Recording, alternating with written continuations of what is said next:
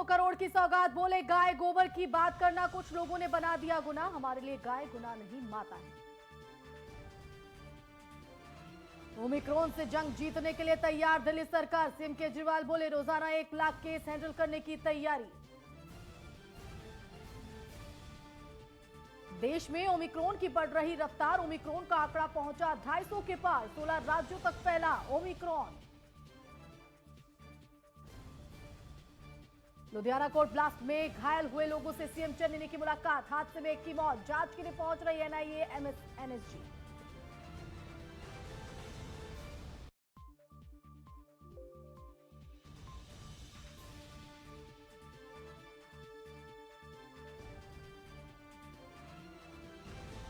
और prelim missile का 24 घंटे में दूसरा सफल परीक्षण, लगातार दूसरी बार टेस्ट की जाने वाली पहली मिसाइल बनी प्रिलिम। 150 से 500 किलोमीटर है मिसाइल की मारक क्षमता।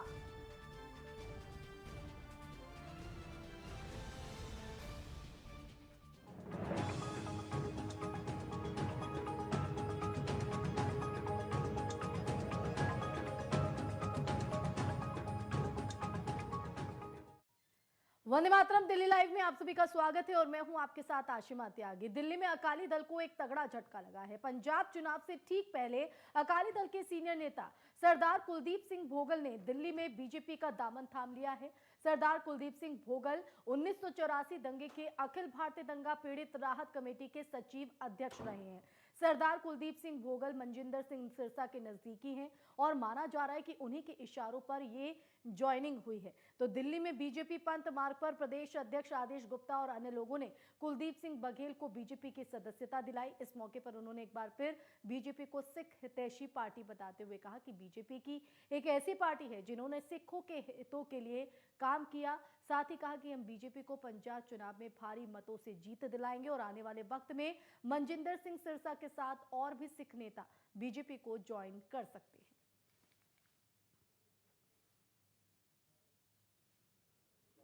भारतीय जनता पार्टी के परिवार में दाखिल हुआ हूं और आज से मैं भारतीय जनता पार्टी का एक सदस्य बना हूं।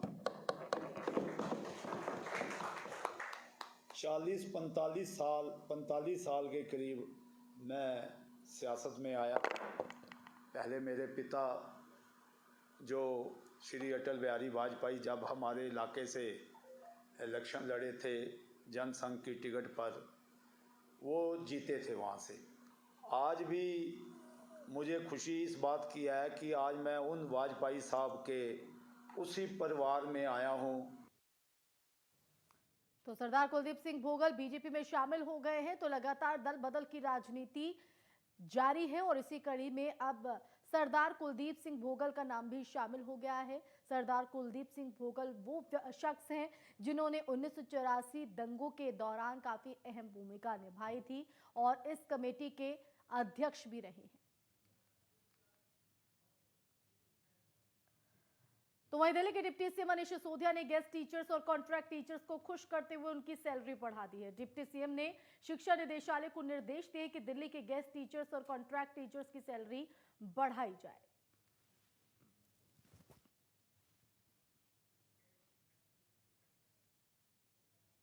तो वहीं दिल्ली में बढ़ते ओमिक्रॉन के मामले को देखते हुए डीडीएमए ने बाजारों में मास्क के इस्तेमाल को लेकर दिशा निर्देश जारी किए हैं। डीडीएमए ने मार्केट एसोसिएशन को नो मास्क नो एंट्री लागू करने के निर्देश दिए। तो वहीं डीडीएमए के निर्देशों को लेकर गांधीनगर के रामनगर गवर्नमेंट एसोसिएशन के पदाधिकारियों ने बताया कि गांधीनगर कपड़ा मार्केट में सभी दिशा निर्देशों का सख्ती से पालन किया जा रहा है। दुकानदार कोविड प्रोटोकॉल का पालन करें तो साथ ही ग्राहकों से भी मास्क लगाने की अपील की जा रही है। बता दें कि दिल्ली में पिछले 24 घंटे में 125 केस आए हैं और बीते 6 महीने में ये संख्या सबसे ज्यादा है। उससे पहले दिल्ली में 22 जून को 134 केस दर्ज किए गए थे।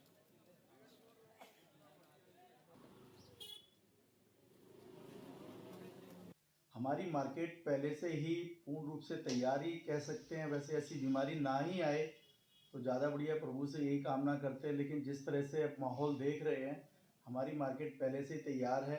जैसे पीछे 2 साल से माहौल बिगड़ा हुआ चल रहा है हमारे देश में, कोविड का आना जाना लग रहा है और हमारे हर दुकान पे, आपने आते जाते मार्केट में देखा होगा, हमारी हर दुकान पे पहले ही बोर्ड लगे हुए हैं नो मास्क नो एंट्री, सारे स्टाफ को मास्क के लिए हिदायत दी हुई है। हमारे मार्केट के जितने भी गार्ड हैं उनके हाथ में 150 मास्क एक्स्ट्रा दे रखे हैं हम लोगों ने, कि निकलते बढ़ते जो भी स्टाफ नज़र आए बिना मास्क के उनको मास्क दे दिए जाते हैं। डीडीएमए का जो गाइडलाइन है ये हमने मार्केट में सब व्यापारियों को भी भेजी है और हमारा मार्केट व्यापारी पहले से ही सतर्क है।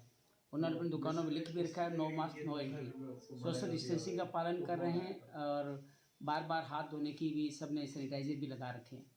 प्रॉब्लम ये भी है कि सबसे ज़्यादा सफ़र मार्केट का व्यापारी करता है, तो गवर्नमेंट या डीडीएमए से पहले ही हमारा मार्केट सतर्क रहता है, क्योंकि बंद हो गया तो सबसे ज़्यादा नुकसान में व्यापारी ही रहता है।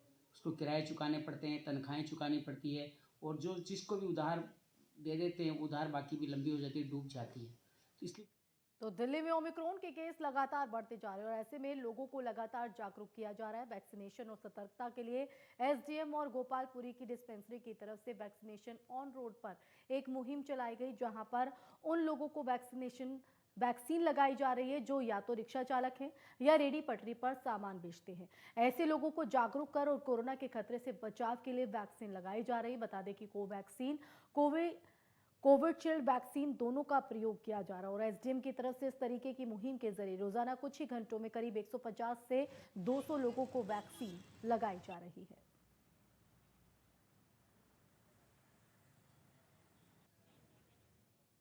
तो वहीं दिल्ली के रोहिणी इलाके में दिल्ली पुलिस ने एक कार्यक्रम का आयोजन किया। दिल्ली पुलिस ने इस कार्यक्रम का नाम रखा खाकी के संग शिक्षा और उमंग। इस कार्यक्रम में दिल्ली पुलिस आयुक्त राकेश अस्थाना मुख्य अतिथि के तौर पर मौजूद रहे। कार्यक्रम के माध्यम से लोगों को ये संदेश देने की कोशिश की गई कि कैसे हम अपराध की दुनिया से दूर अच्छे तरीके से अपनी जीविका चला सकते हैं।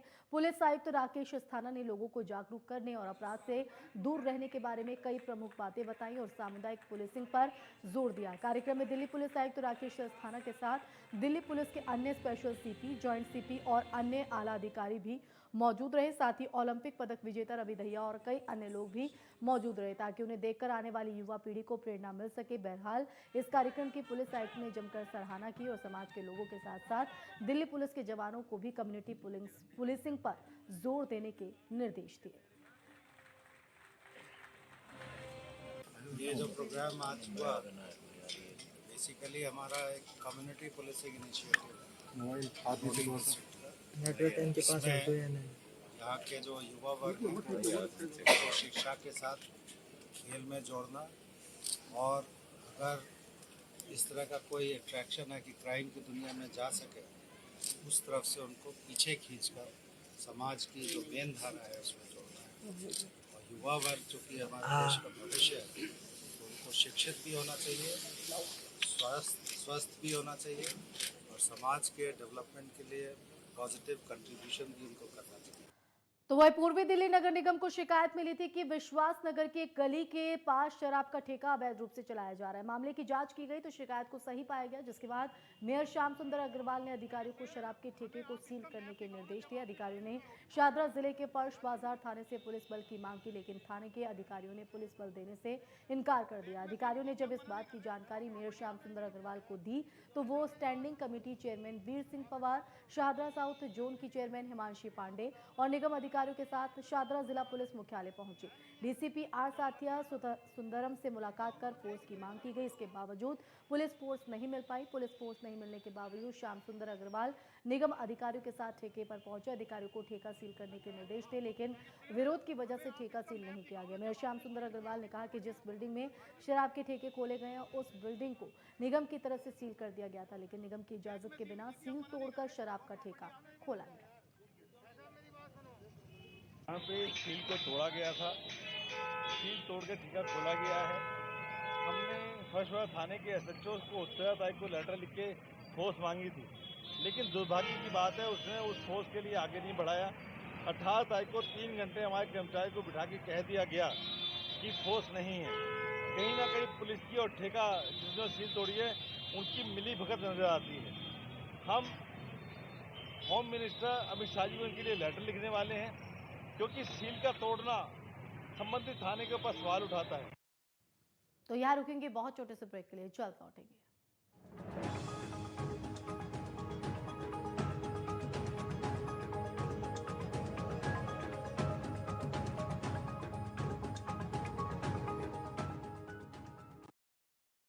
क्या आप दुबले पतले कमजोर हैं, आपकी सेहत नहीं बनती?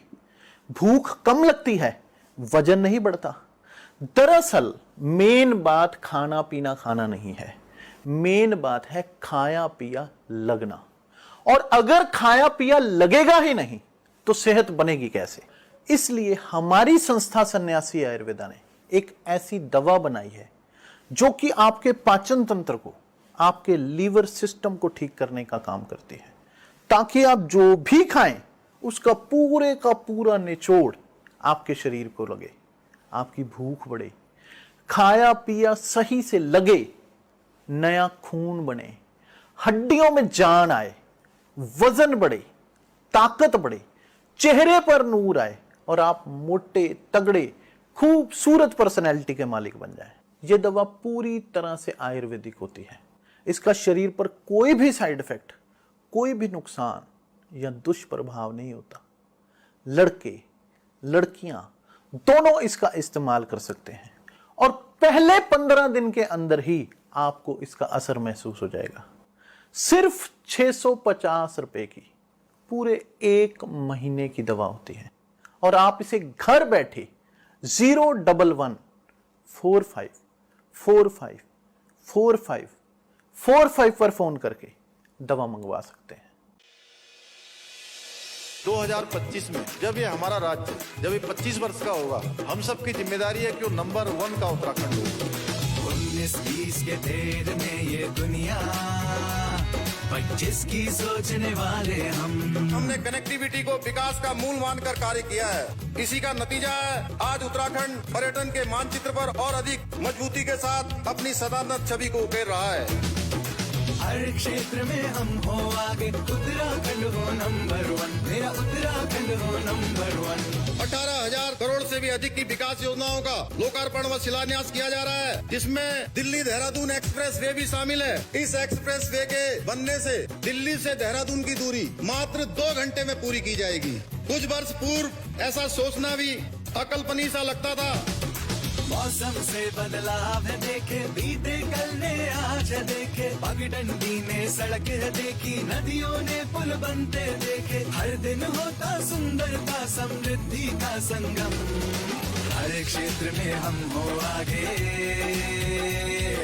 उत्तराखंड हो नंबर 1, उत्तराखंड हो नंबर 1। जितना भी समय हमारे पास है, उस समय का हम एक एक पल और एक एक क्षण उत्तराखंड की 1,25,00,000 जनता को समर्पित कर दिया। हमने इन 4-4.5 महीने के कालखंड में 500 से भी अधिक निर्णय कर दिए। अधिकांश की हमने जो है शासनादेश निकाल दिए। नई दिशा अब नई डगर है, ना मन में कोई अगर मगर है, दृढ़ निश्चय की अगुवाई में एक लक्ष्य पर सबकी नजर है, असंभव को संभव करते वो रखते हैं दम। हर क्षेत्र में हम हो आगे, उत्तराखंड हो नंबर 1, उत्तराखंड हो नंबर 1। सूचना एवं लोक संपर्क विभाग उत्तराखंड द्वारा जनहित में जारी। प्रगति की ओर उत्तराखंड। 2017 से पहले कर्ज के बोझ तले दबा था किसान।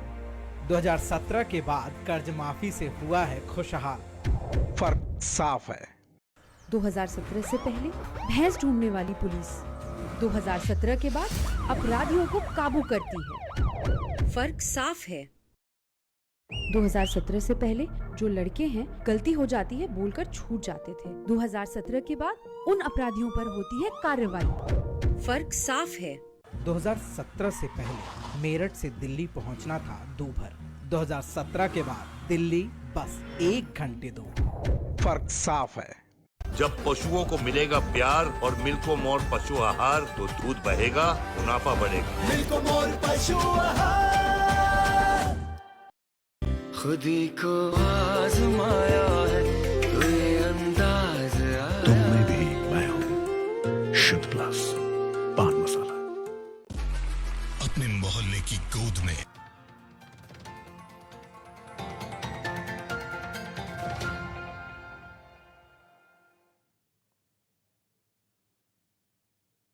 और ब्रेक के बाद आपका एक बार फिर स्वागत है। बुलेटिन में आगे बढ़ेंगे। बांग्लादेश और मालदा के रास्ते देश के कई राज्यों में नकली नोट की सप्लाई करने वाले गिरोह का भांडाफोड़ करते हुए 2 लोगों को गिरफ्तार किया गया है। सेल के डीसीपी जसमीत सिंह के मुताबिक स्पेशल सेल में तैनात एसीपी अतर सिंह की टीम 2 महीने से इस गिरोह पर टेक्निकल सर्विलांस और लोकल इनपुट के माध्यम से नजर बनाए हुए थी। दोनों आरोपियों की पहचान पश्चिम बंगाल मुर्शिदाबाद निवासी फिरोज शेख और मफजुल शेख के रूप में हुई है। दोनों के पास 2000 रुपए के 8 लाख रुपए के नकली नोट बरामद हुए हैं, जो कि बहुत ही फाइन क्वालिटी के हैं ताकि लोगों को शक ना हो। आरोपी मालदा पश्चिम बंगाल के रास्ते देश के कई राज्यों को नकली नोट की सप्लाई का काम कर रहे थे। सेल की टीम ने दोनों को कालकाजी बस स्टैंड के पास से धर दबोचा। फिलहाल दोनों से इस रैकेट के बारे में और पूछताछ जारी है। तो वहीं दिल्ली के जहांगीरपुर इलाके में ब्लॉक में चोरी का एक सीसीटीवी फुटेज सामने आया है। यहां घर का नौकर ही चोरी की वारदात को अंजाम देता हुआ दिखाई दे रहा है। दरअसल घर में करीब 1,20,000 रुपए रखे हुए थे और इसकी भनक नौकर को लग गई थी। जब घर के अंदर कोई नहीं था तब नौकर के घर अंदर दाखिल हुआ और घर में रखे हुए सारे पैसे लेकर वहां से फरार हो गया। लेकिन उसे शायद ये नहीं मालूम था कि उसकी ये करतूत घर के बाहर लगे सीसीटीवी में कैद हो रही थी। पुलिस को ये सीसीटीवी फुटेज दी गई है, जिसके बाद पुलिस आरोपी को जल्द गिरफ्तार करने की बात कह रही है।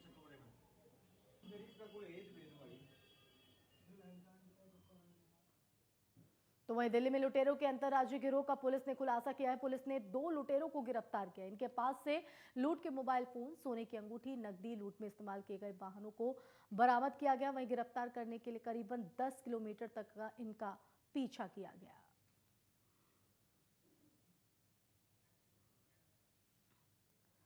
राजधानी दिल्ली में चोरों के हौसले इतने बुलंद हैं कि दिन दहाड़े घर में चोरी कर रहे हैं और पूरा मामला पूर्वी दिल्ली के थाना मधु विहार का बताया जा रहा है। बड़ी बात यह है कि चोरों ने चोरी की वारदात को घर वालों की मौजूदगी में अंजाम दिया। बता दें कि ये पूरा मामला वेस्ट विनोद नगर गली नंबर 5 का है, जहां 2 चोर गली में ताला ठीक करने का काम करने के लिए घूम रहे थे। एक महिला ने उन्हें बुलाया और महिला ने अपने घर के बाहर का ताले की चाबी सही करवाने के लिए दी। चोर बातों ही बातों में घर के अंदर आए और अलमारी की चाबी भी सही करने के बहाने अलमारी की चाबी बनाने लगे। घर में सभी लोगों की मौजूदगी के दौरान वो अलमारी की चाबी बनाने के दौरान अलमारी से 1.5 लाख रुपए लेकर फरार हो गए, जिसका पता घर वालों को काफी देर बाद चला। पुलिस ने अब इसकी शिकायत पुलिस को की है। पुलिस ने मामला दर्ज कर जांच शुरू कर दी है।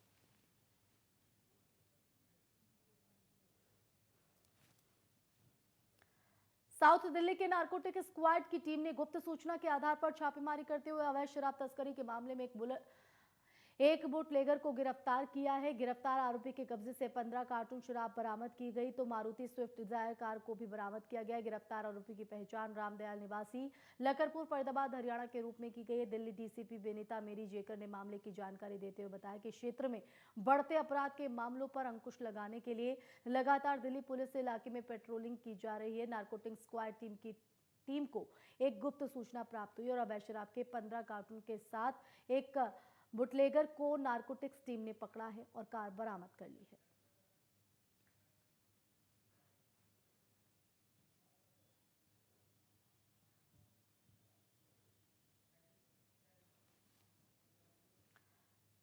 बढ़ेंगे आगे। न्यूजीलैंड की गेंदबाज एजाज पटेल ने मुंबई टेस्ट में भारत के खिलाफ एक पारी में 10 विकेट लिए, लेकिन उन्हें न्यूजीलैंड बांग्लादेश के बीच होने वाली श्रृंखला में टीम में शामिल नहीं किया गया। इसी पर देखिए रिपोर्ट। न्यूजीलैंड की गेंदबाज एजाज पटेल ने मुंबई टेस्ट में भारत के खिलाफ 10 विकेट लेकर अपना जलवा दिखाया था। टेस्ट क्रिकेट में ऐसे केवल 3 अवसर आए हैं जब किसी एक गेंदबाज ने पूरी टीम को आउट किया हो। न्यूजीलैंड के लिए तो कीर्तिमान ही है, लेकिन इसका उन्हें पुरस्कार नहीं मिला। इस शानदार प्रदर्शन के बावजूद उन्हें बांग्लादेश के खिलाफ टेस्ट श्रृंखला से बाहर कर दिया गया। क्रिकेट की दुनिया में ऐसे क्षण कभी कभार देखने को मिले जब किसी खिलाड़ी के शानदार प्रदर्शन के बावजूद अगले मैच में उसे जगह नहीं दी गई। इंग्लैंड के सलामी बल्लेबाज जोएफ बायकॉट को एक टेस्ट में डबल शतक मारने के बावजूद अगले मैच में टीम से हटा दिया गया था। तब कहा गया था कि ब्रैडमैन ने बहुत धीमी पारी खेली थी। उन्होंने दोहरा शतक जरूर बनाया, लेकिन वे केवल अपने लिए खेलते रहे।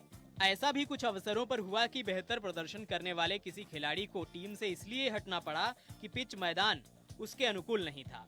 कुछ स्थितियों में अनुशासन की कार्रवाई भी आड़े आई, लेकिन एजाज पटेल के साथ ऐसी कोई स्थिति नहीं है।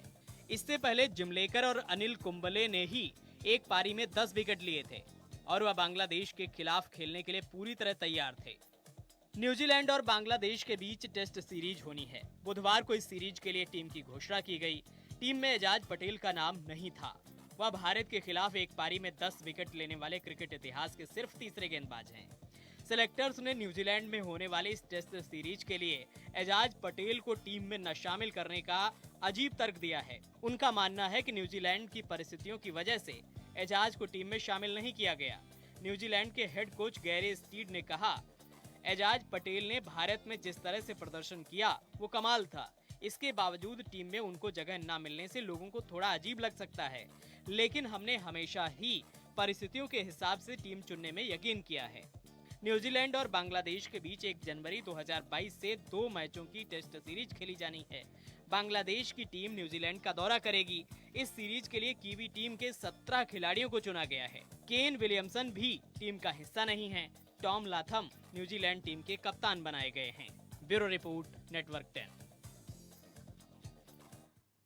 तो वहीं भारत ने आज प्रलय मिसाइल का दूसरी बार सफल परीक्षण किया। बता दें कि 24 घंटे में किसी भी मिसाइल का लगातार ये दूसरा परीक्षण है। प्रलय मिसाइल की 150 से 500 किलोमीटर तक की मारक क्षमता है और दुश्मन देशों के खिलाफ ये मिसाइल गेम चेंजर भी साबित हो सकती है। दुश्मनों के लिए प्रलय लाएगी मिसाइल। 24 घंटे में मिसाइल का दूसरा सफल परीक्षण। सभी मानकों पर खरी उतरी मिसाइल।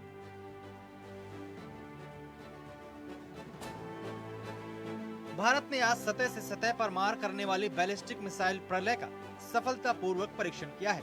ये मिसाइल 150 से 500 किलोमीटर के बीच टारगेट को तबाह कर सकती है। सरकारी अधिकारियों ने इसकी जानकारी दी। अधिकारियों ने बताया कि प्रलय मिसाइल का ये टेस्ट एक अलग रेंज के लिए करवाया गया था और इसने सभी मापदंडों को पूरा किया। पिछले 24 घंटे में मिसाइल का ये दूसरा सफल परीक्षण था। बता दें कि प्रलय मिसाइल पहली मिसाइल है जिसका लगातार 24 घंटे के अंदर दूसरा परीक्षण किया गया है। कम दूरी की बैलिस्टिक मिसाइल प्रलय का आज सुबह ओडिशा तट के डॉक्टर एपीजे अब्दुल कलाम द्वीप से फिर से परीक्षण किया गया। डीआरडीओ द्वारा विकसित ठोस ईंधन युद्धक मिसाइल भारतीय बैलिस्टिक मिसाइल कार्यक्रम से पृथ्वी रक्षा वाहन पर आधारित है।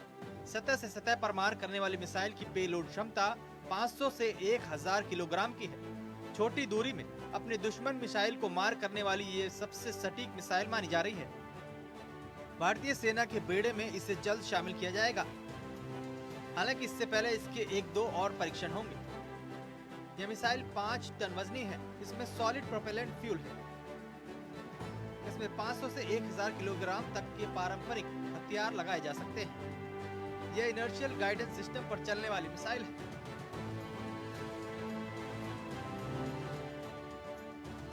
इस मिसाइल के बारे में ज्यादा जानकारी सरकार या डीआरडीओ द्वारा शेयर नहीं की गई है, क्योंकि यह मिसाइल पृथ्वी मिसाइल की तकनीक पर बनी है।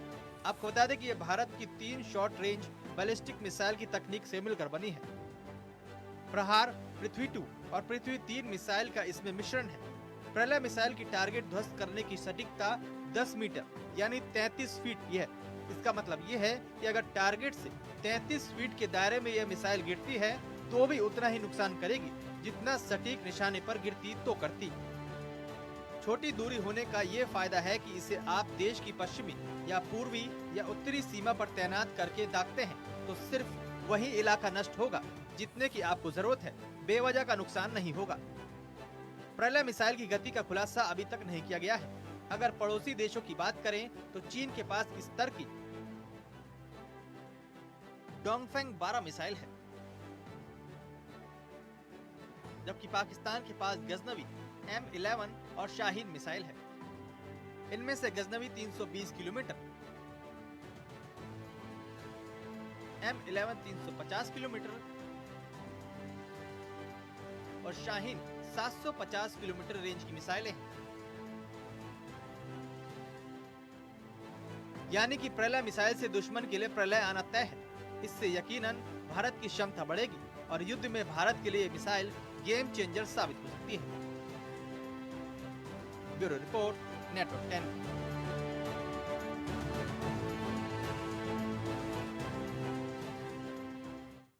और इसी के साथ इस बुलेटिन में फिलहाल इतना ही। आगे भी जारी खबरों का सिलसिला देखते रहिए नेटवर्क 10। जय हिंद।